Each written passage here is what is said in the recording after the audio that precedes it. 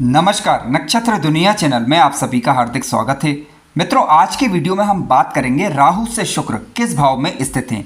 यानी आपकी कुंडली में राहु और शुक्र यदि साथ में बैठे हैं, या राहु से शुक्र दूसरे हों, राहु से शुक्र तीसरे हों, राहु से शुक्र चौथे, पांचवें या छठे भाव के अंदर राहु से शुक्र बैठते हैं, तो क्या फल देखा जा सकता है। राहु का शुक्र से केंद्र में होना या त्रिकोण में होना या छठवें में होना किस प्रकार से जीवन में फल देता है, किस प्रकार से असर डालता है चीज़ों पर, उसी को समझने का प्रयास आज के वीडियो में किया गया है।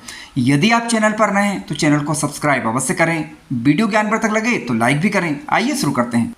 मित्रों, आइए सबसे पहले हम बात करेंगे राहु और शुक्र यदि लग्न में ही बैठ जाएं तो किस प्रकार के फल देखे जा सकते हैं। इसके बाद राहु से शुक्र के अलग अलग भावों में फलों पर हम चर्चा करेंगे।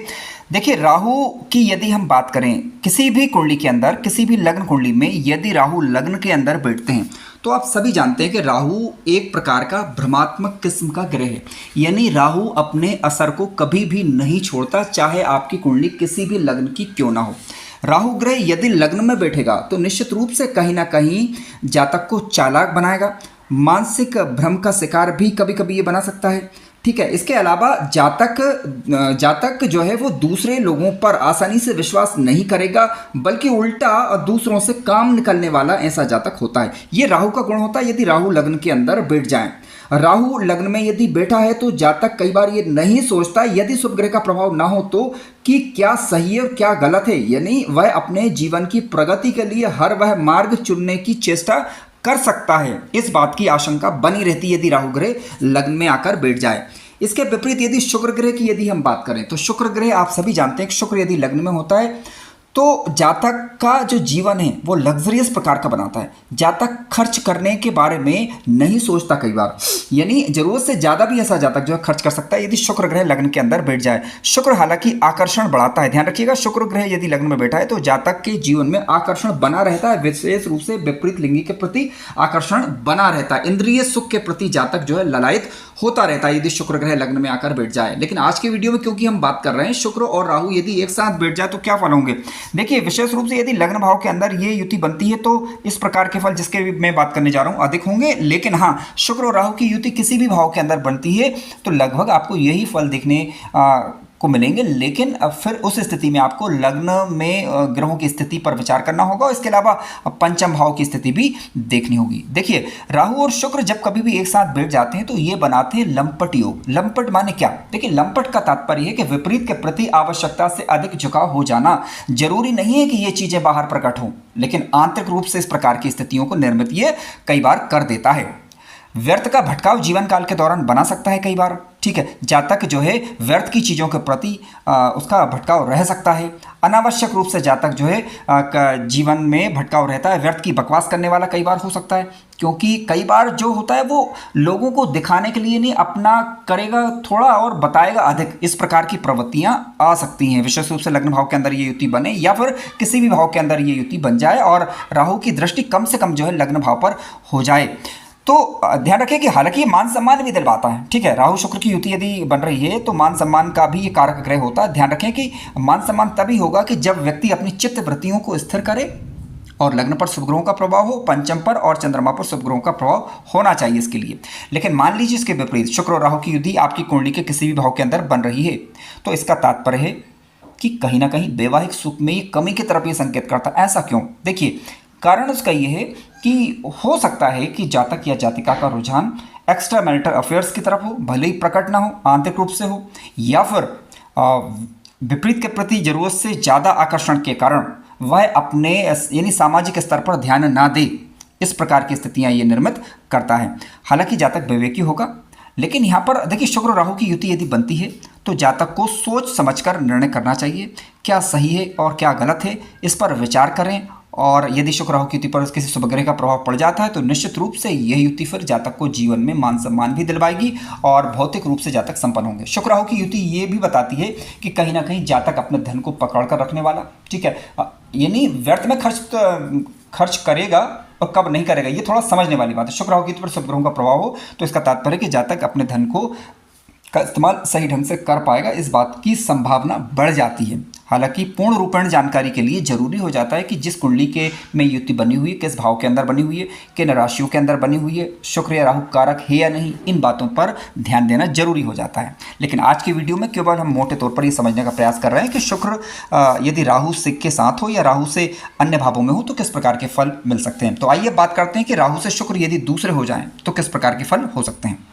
मित्रों, राहु से शुक्र यदि दूसरे भाव के अंदर बैठ जाए, यानी आपकी कुंडली में राहु जिस भी भाव के अंदर बैठे हुए हैं, यहाँ पर इस वीडियो में मैंने समझने के लिए राहु को लग्न भाव के अंदर लिखा है। जरूरी नहीं कि आपकी कुंडली के अंदर ये स्थिति हो, लेकिन राहु से शुक्र यदि दूसरे भाव के अंदर बैठे हुए हैं तो देखिए, दूसरे में जब बैठते हैं शुक्र, यदि धन भाव के अंदर बैठे हैं तो काफ़ी बढ़िया, धन भाव के अंदर नहीं है तो ऐसी स्थिति में आप धनेश की स्थिति जरूर देख लीजिएगा, ठीक है। लेकिन यदि राहु से शुक्र यदि दूसरे होते हैं तो आर्थिक दृष्टि से ये स्थिति अच्छी कही जाएगी, लेकिन जातक के स्वयं के लिए, ठीक है। इसके अलावा जातक की जो वाणी होगी, वाणी विनम्र प्रकार की होगी, लेकिन दूसरों से काम निकालने वाली होगी। इस बात को भी थोड़ा सा स्वीकार किया जाना चाहिए।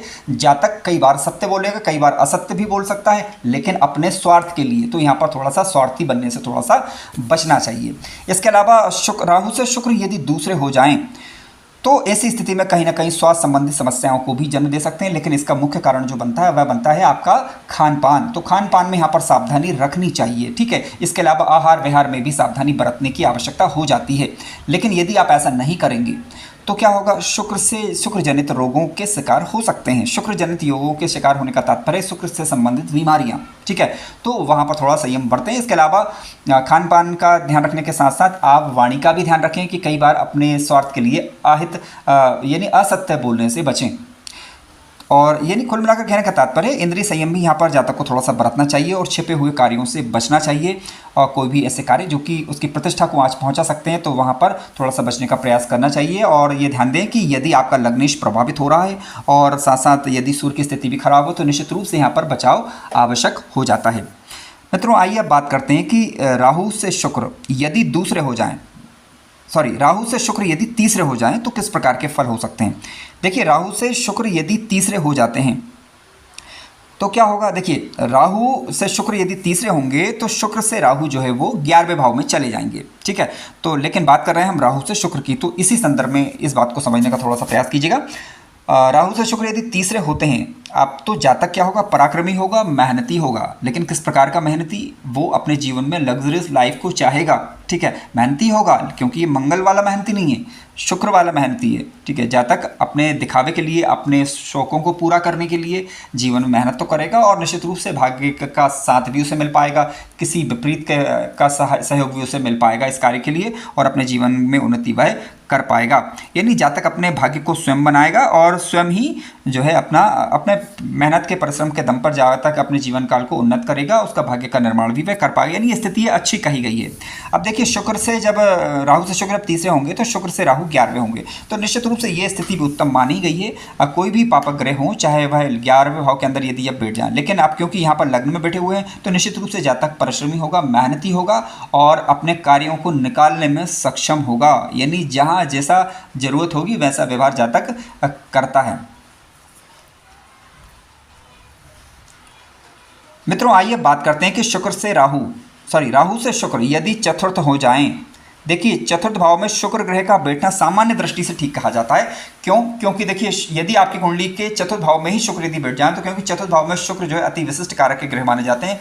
भौतिक संपन्नता जीवन काल के दौरान ये ग्रह लाता है। लेकिन ये जरूर नहीं कि आपकी कुंडली में चतुर्थ भाव के अंदर शुक्र हो। हम बात कर रहे हैं राहु से शुक्र चतुर्थ हो, तो राहु से शुक्र यदि आपकी कुंडली के अंदर चतुर्थ है तो चतुर्थेश की स्थिति और चतुर्थ भाव की स्थिति देख लीजिए। यदि चतुर्थ भाव और चतुर्थेश शुभ स्थिति में हो तो निश्चित रूप से शुक्र जो है आर्थिक संपन्नता लाएगा और जीवन में भूमि, भवन, वाहन और जो भी लग्जरियस लाइफ आप जीवन जीना चाहते हैं वो आपको प्राप्त हो जाएगी। लेकिन अब क्योंकि राहु और शुक्र जब केंद्र में आ जाएंगे एक दूसरे से, ठीक है, तो ये कहीं ना कहीं वैवाहिक मतभेद की स्थिति को भी उत्पन्न करने वाली स्थिति होगी। ये यानी वैवाहिक जीवन की दृष्टि से ठीक नहीं कहा जाएगा।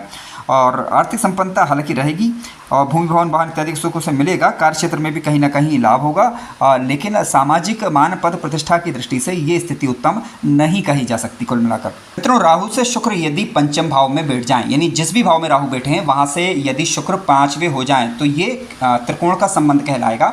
देखिए, राहु से शुक्र यदि 5वें होंगे तो सामान्य रूप से यदि देखें तो क्योंकि राहु से शुक्र जब पांचवें होंगे तो सीधी सीधी बात है कि राहु की पंचम दृष्टि जो है वो शुक्र पर पड़ेगी। अब पंचम भाव क्या? देखिए, पंचम भाव है व्यक्ति का पाचन तंत्र, पंचम भाव है संतान, पंचम भाव है उच्च शिक्षा, पंचम भाव है ननिहाल पक्ष, पंचम भाव है शेयर मार्केट, पंचम भाव से हम मित्र का विचार भी करते हैं, लगाव का विचार भी करते हैं, प्रेम प्रसंगों इत्यादि का विचार भी करते हैं और कलात्मक चीज़ों का विचार भी करते हैं। तो ये चीज़ें कहीं ना कहीं प्रभावित होंगी और पेट जनित समस्या, सुख से जनित समस्या, ठीक है। इसके अलावा स्त्री सुख के प्रति जातक जो है ललायत हो या फिर प्रेम इत्यादि के चक्करों में फंसे, ठीक है। इसके अलावा कहीं ना कहीं उसकी सृजनात्मक शक्ति जो है प्रभावित हो, इस प्रकार की स्थितियों को ये बताता है।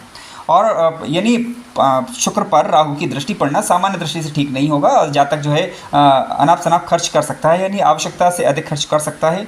हालांकि शुक्र जब पंचम में होंगे तो उनकी सातवीं दृष्टि जो है वो लाभ भाव पर जाएगी, तो निश्चित रूप से आय भी रहेगी, लेकिन कहीं ना कहीं ये प्रभावित भी करेगा। तो और शुक्र से संबंधित चीज़ों में, यानी शुक्र से संबंधित चीज़ें, यानी वैवाहिक चीज़ें हुई, आपकी भोग विलासिता के संबंधित चीज़ें हुई, ठीक है, सुख संपन्नता की चीज़ें हुई, ये कहीं ना कहीं फिर ऐसी स्थिति में प्रभावित हो सकती है। उस तरफ ये थोड़ा सा संकेत करता है। मित्रों, राहु से शुक्र यदि छठे भाव के अंदर बैठ जाए या फिर छठे भाव के अंदर शुक्र बैठे, लग्न में राहु हो, तो ऐसी स्थिति में ये स्थिति सामान्य दृष्टि से मैं ठीक नहीं मानूंगा। कहीं ना कहीं वैवाहिक सुख को कमजोर करने वाली ये स्थिति मानी जाएगी। शुक्र वास्तव में छठे भाव के अंदर हो या फिर राहु से शुक्र छठे हो और छठे भाव का स्वामी जो है कहीं ना कहीं छठा भाव पीड़ित हो और लग्नेश कमजोर पड़ जाए कुंडली के अंदर, तो इसका तात्पर्य यह है कि कहीं ना कहीं जातक अपने शत्रुओं से कहीं ना कहीं डर कर रहेगा, यानी उनसे थोड़ा सा भयभीत रहेगा। इस प्रकार की स्थितियों को ये बताता है। वैवाहिक जीवन थोड़ा सा कमज़ोर हो या फिर शुक्र जनित रोगों से वह जूझे। इसके अलावा कहीं ना कहीं नौकरी इत्यादि में वह दिक्कत का सामना करना पड़े, यानी आर्थिक रूप से जातक थोड़ा सा अपने आप को परेशान महसूस करे। इस प्रकार की स्थितियों को ये बताता है। यानी शुक्र का छठे भाव के अंदर विशेष रूप से नीच राशि शत्रु राशि में बैठना या फिर राहु से शुक्र का छठे भाव में होना और छठे भाव के स्वामी का कमजोर हो जाना, ये सामान्य दृष्टि से ठीक नहीं कहा जाएगा। मित्रों, आज की वीडियो में हमने राहु से शुक्र की लग्न भाव से लगाकर छठे भाव तक क्या फल हो सकते हैं इस पर चर्चा की। अगले वीडियो में यानी इसके पार्ट 2 में हम राहु से शुक्र के सप्तम भाव से लगाकर 12वें भाव तक क्या संभावित फल हो सकते हैं उन पर चर्चा करेंगे। कार्यक्रम ज्ञानवर्धक लगा हो तो लाइक करें, चैनल पर नए हो तो सब्सक्राइब भी करें। धन्यवाद।